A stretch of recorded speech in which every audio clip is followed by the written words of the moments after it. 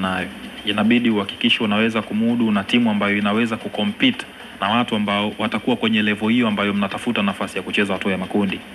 Waliweza kufikia hiyo level na kuwa na timu ambayo inaweza compete na yoyote utakayekutana naye. Wametoka kwenye hatua ya makundi, wanaitafuta robo finali.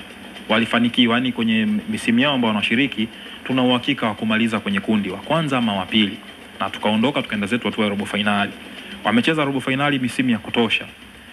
Wametengeneza timu ambayo inaweza kucompete na mtu yoyote ambaye utakutana naye. Kuna sometimes inatokea ni tunasema kanuni ndo zinawaondoa kwenye mashindano. Watu wanakuondoa kwa sababu ya goli la ugenini, unaondolewa kwa sababu ya changamoto ya mikwaju ya penalti. Na kitu ambacho watu hawajui, mikwaju ya penalti pia ni kanuni. Ili bingwa apatikane, mshindi apatikane, hiyo kanuni lazima itumike. Kama kwenye zile dakika 90 hakuna mshindi, kanuni lazima itumike kumpata mshindi. Kanuni yenyewe ni kwenda kwenye changamoto ya mikwaju ya penalty. Ila watu wengi wanaamini ni sehemu ya mchezo. Ile ni kanuni tu.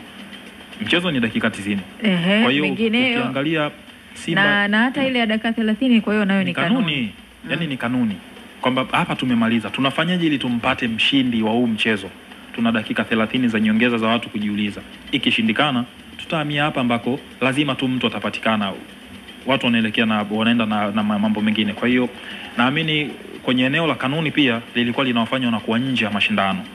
Ukiangalia misimu mingi ambao wamepambana kuhakikisha wanavuka hicho kizingiti cha robo finali kwenda nusu finali, imewezekana msimu huu. Naamini sababu ya wao kufanikiwa msimu huu inatakiwa waongezee nguvu kwenye hicho ambacho kimewafanikisha msimu huu, na pale penye mapungufu waendelee wakapaongezee tena nguvu ili mapungufu yasiwe kwa kiwango kikubwa. Kama utakuwa una uwezo wa kuwa unacheza angalau nusu finali kwenye kila mashindano ambayo utakuwa unashiriki, nafasi ya wewe kucheza finali ipo. Yani tunazungumza leo timu kama Berkane wamecheza finali kadhaa hapo nyuma. Ni kwa sababu hiyo ability walikuwa nayo, wanaweza kucompete kweli kweli, na walikuwa wanacheza finali wanashinda, wanacheza finali wanafungwa. Ni kwa sababu tayari kwenye hizo level za kucheza zile preliminary round walikuwa wanaweza, group stage wanaweza, round of 16 walikuwa wanaweza, hizo sijui robo finali wanaweza, kwa sababu kila hatua unayokutana nayo inakupa challenge mpya. Hiyo challenge mpya unatakiwa namna ya kuimaster ni wewe kufanya vitu vya msingi, kuwekeza kwenye timu yako, kutafuta wachezaji sahihi ambao wanaweza kukuvusha kwenye hayo maeneo.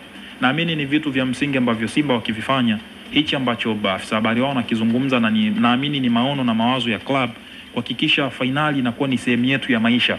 Yani isiwe tena tunakaa tunaanza kuwaza miaka mingine 13 ndo tuone timu inacheza finali.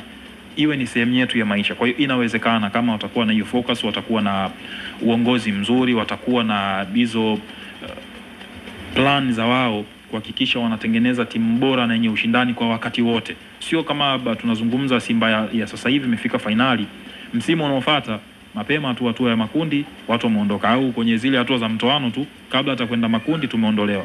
Kwa hiyo mimi naamini inawezekana na wanaweza kufanya kitu bora zaidi kama watakuwa na nia na matamanio ambayo walikuwa nayo miaka mingi na wamekuja kuifanikisha.